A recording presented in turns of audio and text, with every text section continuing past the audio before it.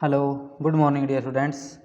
पिछले लेक्चर में हमने इन्वेस्टमेंट मल्टीप्लायर के बारे में पढ़ा था। मैं जो आपका इन्वेस्टमेंट जो मल्टीप्लायर है वो क्या होता है।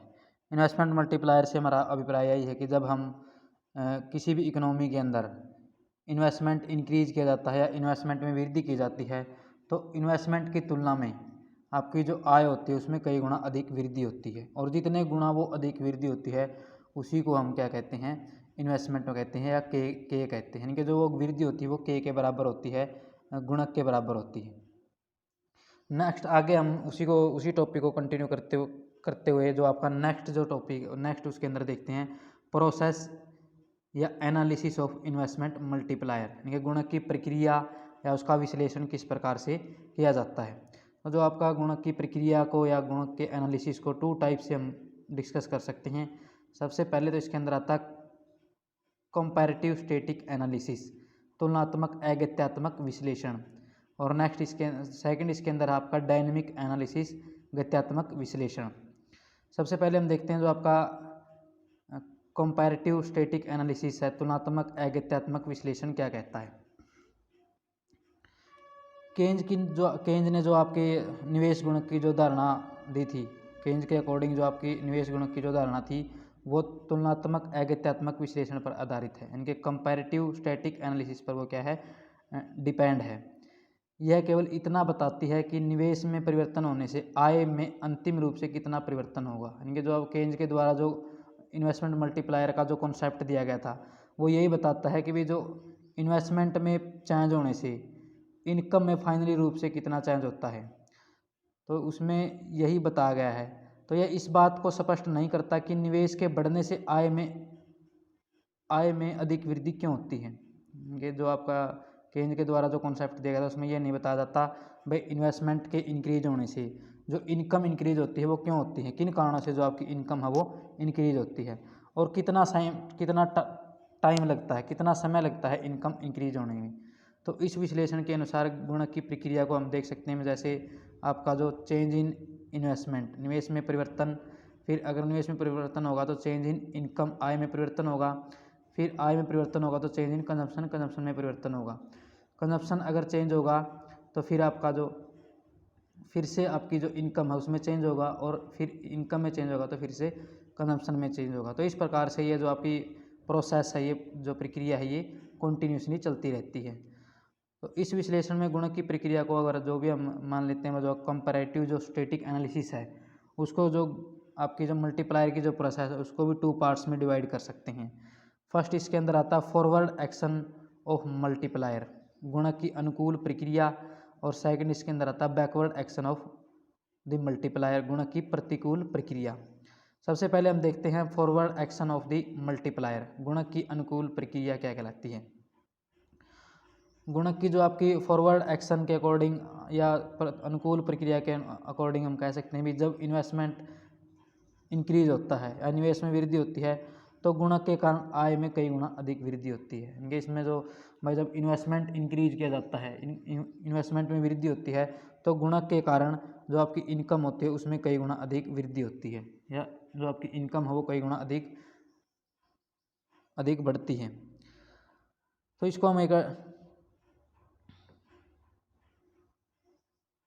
डायग्राम के थ्रू देख सकते हैं। जैसे आपकी ओ एक्सिस पर हमने लिया है आपका इनकम, और ओ वाई पर है एग्रीगेटेड सप्लाई और एग्रीगेटेड डिमांड, यानी कि समग्र मांग और समग्र पूर्ति।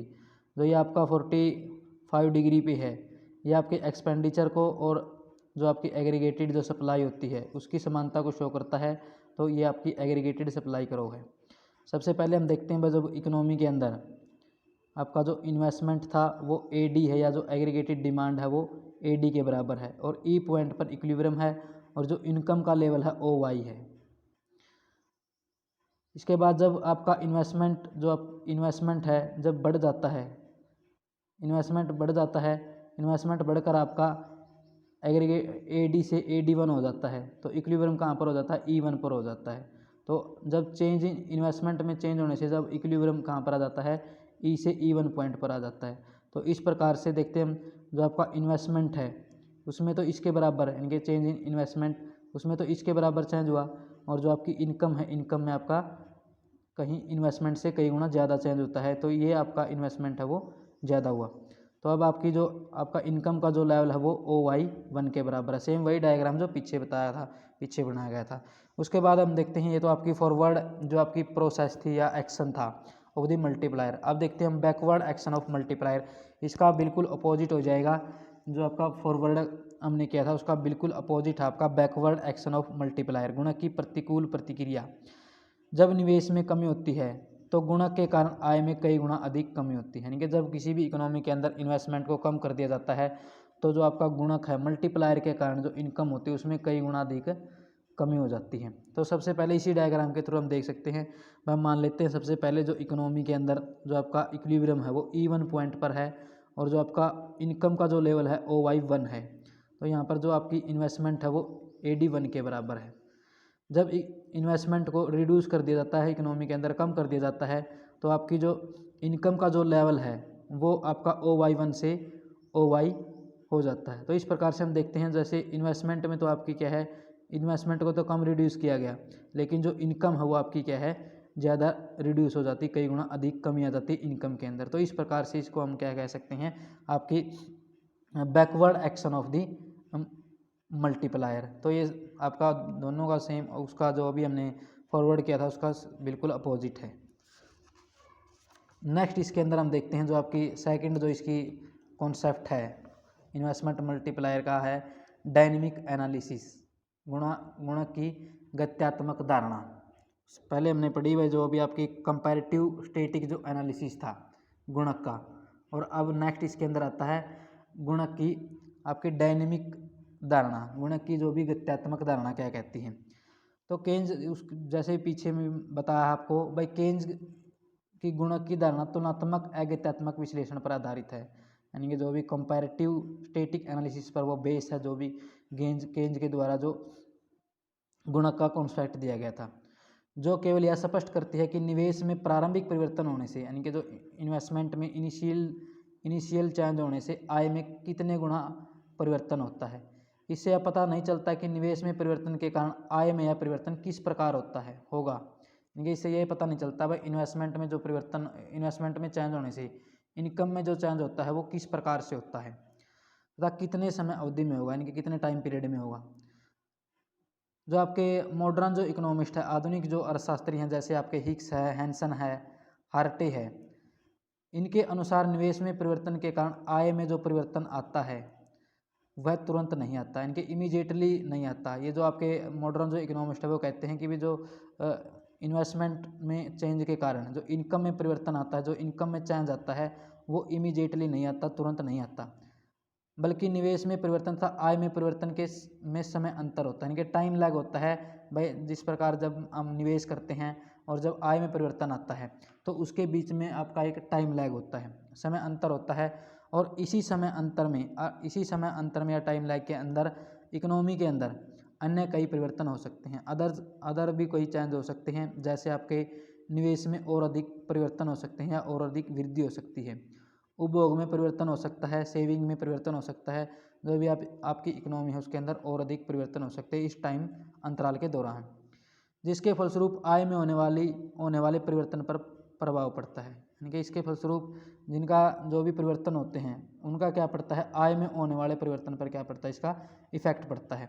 तो जो आपके आधुनिक अर्थशास्त्री है उन्होंने गुणक की प्रक्रिया को एक टेबल के थ्रू और एक डायग्राम के थ्रू क्या किया है, स्पष्ट किया है या शो किया है।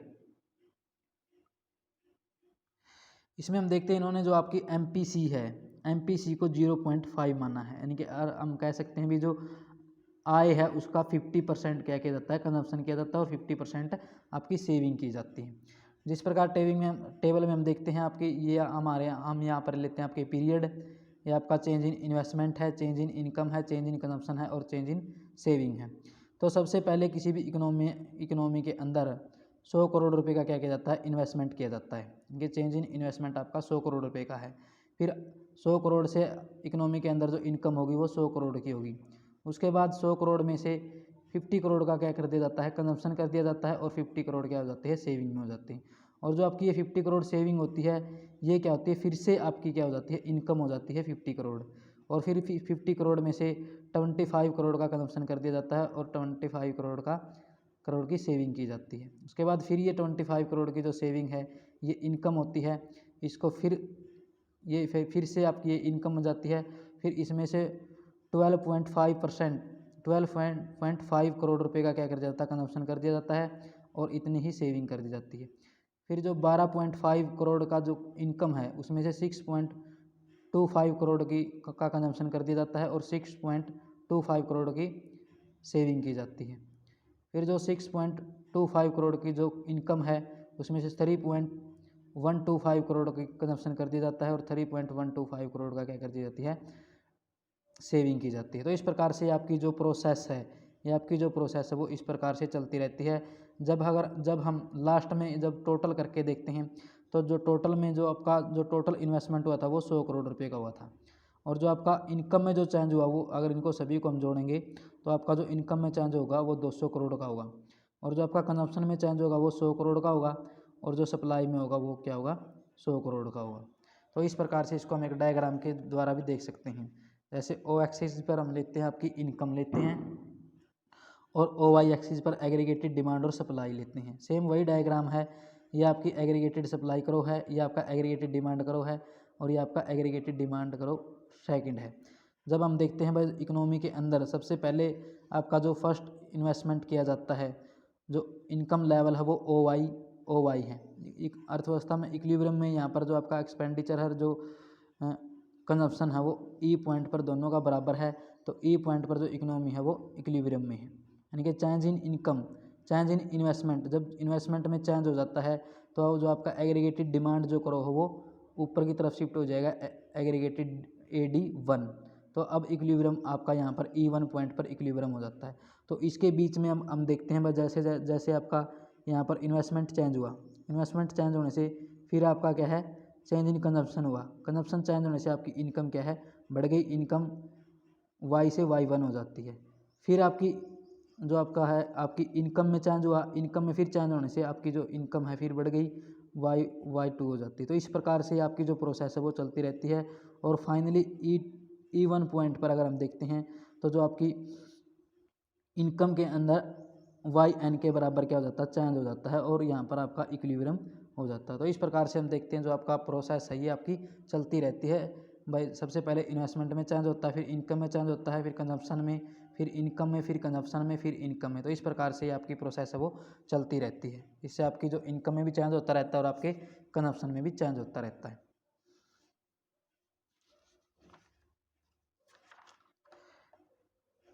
नेक्स्ट इसके अंदर हम देखते हैं जो आपके लीकेज ऑफ मल्टीप्लायर, यानी कि गुणक के रिसाव क्या हो सकते हैं। जो हमने मल्टीप्लायर किया था, गुणक किया था, उसके अंदर रिसाव कहते हैं। जब हम देखते हैं भी कई बार ऐसा होता है भाई, जब इन्वेस्टमेंट किया जाता है तो जितनी मात्रा में हम इन्वेस्टमेंट करते हैं या जो निवेश करते हैं उतनी मात्रा में जो हमारी इनकम है उसके मल्टीपल में वो आपकी इनकम है वो क्या है, नहीं बढ़ पाती। तो उसमें कुछ ना कुछ जो आपके लीकेज हैं या रिसाव हैं वो रह जाते हैं। तो वो क्या क्या होते हैं, सबसे पहले इसके अंदर आता है आपका निष्क्रिय बचतें, आइडियल सेविंग, यानी कि लोग क्या करने लग जाते हैं, ज़्यादा मात्रा में सेविंग करने लग जाते हैं। फिर नेक्स्ट इसके अंदर आता है purchase of share and government securities, share एवं सरकारी प्रतिभूतियों की खरीद। लोग क्या करते हैं, इन्वेस्टमेंट की बजाय जो अपना पैसा है वो गवर्नमेंट के जो शेयर होते हैं या जो सिक्योरिटीज़ होती हैं उनको खरीदने में खर्च कर देते हैं। नेक्स्ट इसके अंदर आता है पुराने कर्जों का भुगतान, पेइंग ऑफ ओल्ड डेबिट्स। में जो भी लोगों के पास सेविंग होती है वो इन्वेस्टमेंट की बजाय जो भी उन्होंने जो आपके ओल्ड जो डेबिट लिए हैं उनका पेमेंट कर देते हैं। फिर आता है इसके अंदर नेक्स्ट इसके अंदर आता है इंपोर्ट से भी अगर हम ज़्यादा मात्रा में इंपोर्ट करेंगे तो हमारे पास जो इन्वेस्टमेंट है उसके लिए जो पैसा वो कम बचेगा, तो इससे जो आपका इन्वेस्टमेंट है वो क्या होगा, कम होगा। नेक्स्ट इसके अंदर आता है आपका excess stock of consumption goods. जब आपके पास कंजप्शन गुड्स का एक्सेस स्टॉक है, यानी कि जो अतिरिक्त भंडार है, तो इन्वेस्टमेंट आपका नहीं किया जाएगा, इन्वेस्टमेंट कम किया जाएगा। फिर आता है आपका हाई लिक्विडिटी प्रेफरेंस, उच्च तरलता अधिमान। जब लोग अपने पास ज़्यादा मुद्रा की मात्रा रखना पसंद करेंगे तो उसको हम उच्च तरलता अधिमान कहते हैं। लोग अपने पास क्या करते हैं, ज़्यादा मात्रा में मुद्रा अपने पास रखना पसंद करते हैं, वो उसको इन्वेस्टमेंट नहीं करते। फिर आता है कीमतों में वृद्धि, प्राइस इन्फ्लेशन। अगर लगातार कीमतों में वृद्धि हो रही है तब भी आपका जो इन्वेस्टमेंट है वो कम किया जाएगा। और टैक्सेशन सिस्टम, इस प्रकार जो आपकी टैक्सेशन प्रणाली होती है, अगर उसमें ज़्यादा टैक्स लगाए जाएंगे तो लोग सेविंग कम करेंगे, और सेविंग कम होगी तो आपका इन्वेस्टमेंट भी क्या होगा, कम होगा। नेक्स्ट इसके अंदर आता है जो आपके undistributed profit of the companies, जो आपके कंपनीज के जो अनडिस्ट्रीब्यूटेड प्रॉफिट हैं उनसे भी जो आपका इन्वेस्टमेंट है वो क्या होता है, इफेक्ट होता है। नेक्स्ट इसके अंदर जो आपका इंपॉर्टेंट टॉपिक है जो आपके सिलेबस के अंदर भी है वो आपका है इम्पोर्टेंस ऑफ मल्टीप्लायर। ये जो आप गुणक का महत्व क्या है, जो भी हमने आपका मल्टीप्लायर किया, जो मल्टीप्लायर का जो टॉपिक किया है उसका क्या महत्व है, इम्पोर्टेंस क्या है उसकी। तो सबसे पहले हम देखते हैं जो आपकी गुणक का जो कॉन्सेप्ट है वो रोजगार के सिद्धांत और केंज की एक महत्वपूर्ण देन है। रिचर्ड एम गुडविल के अकॉर्डिंग गुणक के आविष्कार का श्रेय केंज के स्थान पर आर.एफ. कहान को जाता है। इनके जो गुणक का जो आविष्कार किया था वो केंज के स्थान पर आर.एफ. कहान को जाता है, परंतु आज जो गुणक का महत्व है, इंपॉर्टेंस है, वो केंज की ही देन है। केंज ने गुणक को सड़क बनाने के विश्लेषण के स्थान पर आय में वृद्धि करने के विश्लेषण का यंत्र बताया है। इनके केंज ने बताया है किस प्रकार से आय को इंक्रीज किया जा सकता है। तो सबसे पहले इसका जो इम्पोर्टेंस है इंडिया के या किसी भी देश की इकोनॉमी के अंदर, सबसे पहले वो होता है इनकम प्रोग्रेशन, आय प्रजनन। आय प्रजनन के अंदर जो गुणक की जो धारणा है या कॉन्सेप्ट है उसका बहुत ही इंपॉर्टेंस रोल है। गुणक की धारणा से हमें पता चलता है कि आय प्रजनन एक स्वाभाविक प्रक्रिया है, इनकी एक नेचुरल प्रोसेस है आय प्रजनन। इस धारणा से ज्ञात होता है कि रोजगार, आय और उत्पादन में वृद्धि निवेश में होने वाली वृद्धि के कारण होती है। यानी कि जो भी आपकी इन्वेस्टमेंट जो मल्टीप्लायर है उससे हमें यह पता चलता है मैं जो आपका इन्वेस्टमेंट है और जो आय है उसमें जो भी वृद्धि होती है, या जो इन्वेस्टमेंट और जो आय इंक्रीज होता है वो किसके कारण होता है, इन्वेस्टमेंट इंक्रीज होने के कारण होता है। फिर नेक्स्ट इसके अंदर आता है इम्पोर्टेंस ऑफ इन्वेस्टमेंट। गुणक के जो भी मल्टीप्लायर के एनालिसिस से हमें जो आपका इन्वेस्टमेंट का जो इम्पोर्टेंस है वो उसका महत्व स्पष्ट हो जाता है। निवेश में की जाने वाली प्रारंभिक वृद्धि के फलस्वरूप ही आय में कई गुना अधिक वृद्धि होती है। वास्तव में निवेश ही ऐसा सक्रिय तत्व है, डायनेमिक एलिमेंट है, जिस पर रोजगार में होने वाले परिवर्तन निर्भर करते हैं। फिर नेक्स्ट इसके अंदर आता है बिजनेस या ट्रेड साइकिल। व्यापार चक्र उन जो आपके बिजनेस साइकिल है उन चक्रों को कहते हैं जिनसे ज्ञात होता है कि समय की एक निश्चित अवधि में, एक निश्चित पीरियड के अनुसार व्यापार में अप और डाउन आते रहते हैं। कभी व्यापार में बहुत तेज़ी आ जाती है, बूम आ जाता है, और कभी उसमें डिप्रेशन आ जाता है। तो व्यापार चक्र को गुणक की सहायता से समझने में क्या मिलती है, मदद मिलती है या उसको हेल्प मिलती है। फिर नेक्स्ट इसके अंदर आता है फुल एम्प्लॉयमेंट। पूर्ण रोजगार के संबंध में नीति बनाने में गुणक की धारणा का काफ़ी महत्वपूर्ण सिद्ध हो सकती है। इनके फुल एम्प्लॉयमेंट के संबंध में जो भी फुल एम्प्लॉयमेंट से रिलेटेड जो भी पॉलिसीज बनाई जाती है उसमें भी जो आपका इन्वेस्टमेंट जो मल्टीप्लायर है उसका भी इंपॉर्टेंस रोल है। इस धारणा से ज्ञात होता है कि पूर्ण रोजगार की अवस्था प्राप्त करने के लिए निवेश में बहुत अधिक वृद्धि की जानी चाहिए। यदि निजी निवेश आवश्यकता अनुसार न बढ़ सके तो जो आपका सरकार का जो पब्लिक जो इन्वेस्टमेंट है वो उसमें इंक्रीज किया जाना चाहिए। नेक्स्ट इसके अंदर आता है आपका equilibrium between saving and investment, बचत और निवेश में संतुलन। केंज के रोजगार सिद्धांत में संतुलन की अवस्था वही पर निर्धारित होती है जहां पर सेविंग और इन्वेस्टमेंट एक दूसरे के बराबर होते हैं। बचत और निवेश में संतुलन की अवस्था प्राप्त करने के लिए गुणक की जो धारणा है वो आपकी क्या हो सकती है, बेनिफिशियल सिद्ध हो सकती है। नेक्स्ट इसके अंदर आता है इन्फ्लेशन एंड डिफ्लेशन। इन्फ्लेशन का तो आपको पता ही है भाई क्या होता है, लगातार जो आपकी प्राइसेस है कॉन्टीन्यूसली इंक्रीज होना, उसको हम क्या कहते हैं, इन्फ्लेशन कहते हैं। और डिफ्लेशन क्या होता है भाई, कॉन्टीन्यूसली आपकी प्राइसेस क्या होना, डिक्रीज होना या कम होना, उसको हम डिफ्लेशन कहते हैं। तो इन्वेस्टमेंट जो आपका मल्टीप्लायर है वो इन्फ्लेशन और डिफ्लेशन को समझने के लिए भी काफ़ी उसका इम्पोर्टेंस रोल है। फिर नेक्स्ट इसके अंदर आता है डेफिसिट फाइनेंसिंग, घाटे की वित्त व्यवस्था। गुणक का सिद्धांत घाटे की वित्त व्यवस्था के महत्व को स्पष्ट करता है।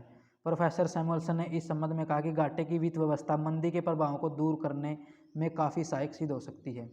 इसका कारण है कि घाटे की वित्त व्यवस्था के फलस्वरूप निवेश बढ़ता है और निवेश में होने वाली वृद्धि गुणक प्रभाव के कारण आय में कई गुना वृद्धि कर देती है, जिसके कारण आपकी जो एग्रीगेटेड जो डिमांड होती है वो आपकी बढ़ती है और जो आपकी डिप्रेशन होती है या मंदी होती है उसको नियंत्रित किया जा सकता है।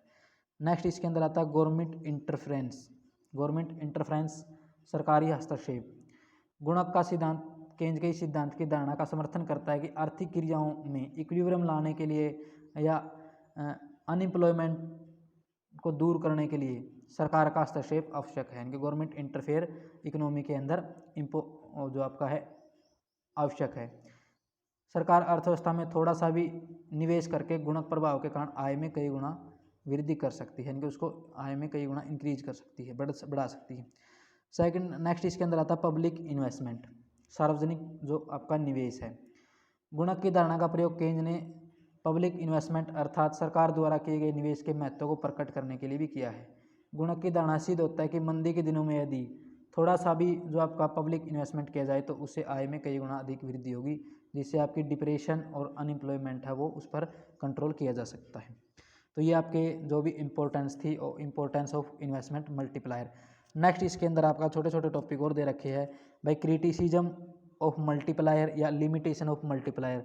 दोनों को अगर आप इकट्ठा कर सकते हो भाई, जो आपकी क्रिटिसिज्म भी वही होती है और आपकी जो लिमिटेशन है वो भी वही होती है। तो आपकी जो क्रिटिसिज्म या जो लिमिटेशन है ऑफ मल्टीप्लायर वो क्या है, जो भी हमने इसकी अजम्पशंस की थी पीछे, वे उन सभी को अगर हम अपोजिट साइड में रख देते हैं, वो सभी इसकी लिमिटेशन या इसकी जो आपकी क्रिटिसिज्म है वो आ जाती है। तो ये आप पढ़ लेना, अगर इनमें कोई भी आपको प्रॉब्लम आए तो आप डिस्कस कर सकते हो। Thank you.